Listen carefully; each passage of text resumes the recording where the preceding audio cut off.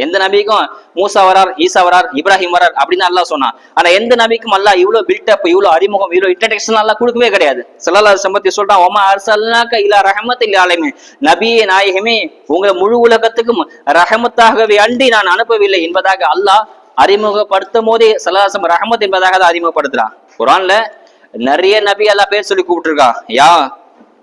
நிறைய நபி அல்லாஹ் தஆலா சொல்லும் போதே பேர் சொல்லிதான் அழைச்சிருக்கான். யா நூஹு, யா இப்ராஹிம், யா இஸ்ஹாக், யா ஜக்கரியா அப்படின்னு நல்லா சொல்லியிருக்கான். ஆனா குர்ஆன்ல எந்த இடத்துலயும் யா முஹம்மது சொல்லதே கிடையாது. எந்த குர்ஆன் ஃபுல்லா நீ ஆராய்ச்சி பாருங்க, ஒரு இடத்துல கூட முஹம்மதே அப்படின்னு அல்லாஹ் கூப்பிட்டதே கிடையாது. மத்த நபி அல்லாஹ் பேர் சொல்லி கூப்பிட்டுருக்கான். யா நூஹே, யா ஜக்கரியா, யா இப்ராஹிம் அப்படின்னு அல்லாஹ் குர்ஆன்ல சொல்லியிருக்கான். ஆனா எந்த இடத்துலயும் யா முஹம்மதுன்னு அல்லாஹ் சொன்னதே கிடையாது.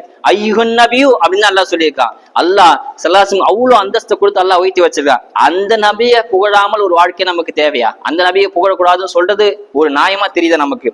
அல்லாஹ் தஆலா எவ்வளவு பெரிய வச்சிருக்கான் குர்ஆன். அல்லாஹ் ஸல்லல்லாஹு அலைஹி வஸல்லம் முழு உலகத்துக்கும் அல்லாஹ் ரஹமத்தை அமைச்சிருக்கிறான்.